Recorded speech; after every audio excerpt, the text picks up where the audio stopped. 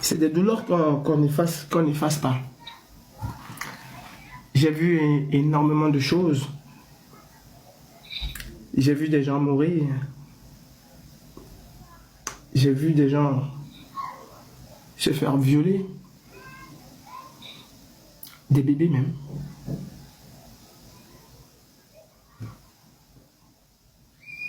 Ce que j'ai vu m'a complètement révolté. Et de là, j'ai dit,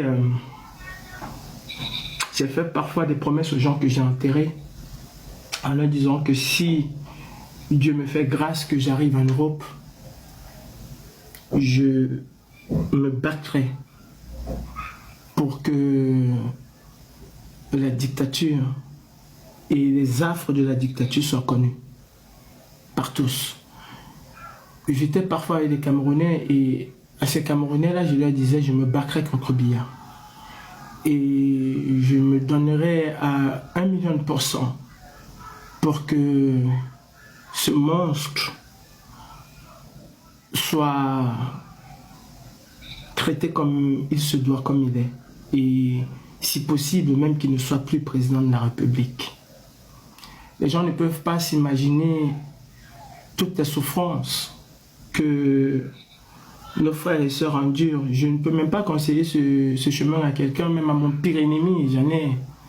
Mais je ne souhaiterais jamais qu'il passe par là. Qu'il passe par...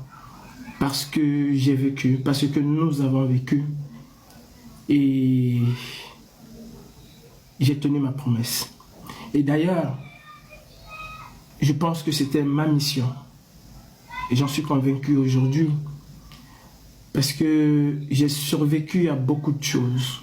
Kalibouye aujourd'hui, je ne serais pas devant vous en train de parler. Je ne serais pas là. J'ai survécu à beaucoup de choses. Même au naufrage. C'est-à-dire que on vient m'enlever d'un groupe où j'ai déjà payé, on me dit que je n'ai pas encore payé et tout. Je pète un câble parce que je ne veux plus rester en Libye. J'appelle mon grand frère, je lui dis envoie-moi l'argent aujourd'hui, nanana, je pars. Et mon grand frère envoie l'argent. Et quand l'argent arrive, je dis je pars plus. Et les gens vont et ils meurent. D'autres sont rapatriés au Cameroun. Des anecdotes comme ça. Je suis dans un campement. Le monsieur fait sortir les gens parce qu'il y a eu un naufrage et il sait que la police va arriver. Il fait sortir les gens.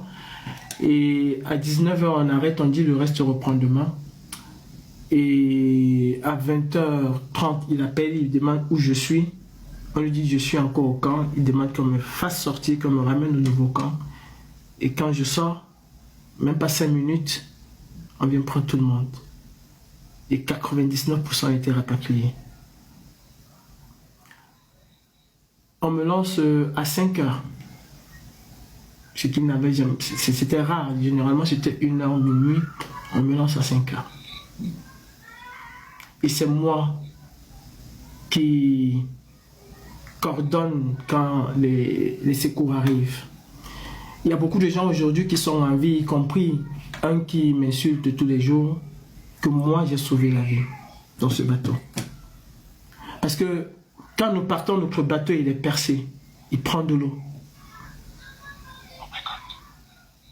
Je me souviens des cris d'une amie qui est aujourd'hui une TikTokeuse qui était très mal parce qu'elle a vécu un premier naufrage et ne voulait pas revivre un second naufrage. Notre bateau prend de l'eau. Mais nous arrivons quand même, nous sommes escortés, très rapidement même d'ailleurs. Et quand le bateau de Lifeboat, parce que je m'en souviens encore, arrive, une petite vedette, quand il arrive, cette vedette-là, il nous dit qu'il ne peut pas nous prendre. Parce qu'il n'a pas cette capacité-là de nous prendre, mais il va rester là, il va nous sécuriser le temps que le grand bateau arrive.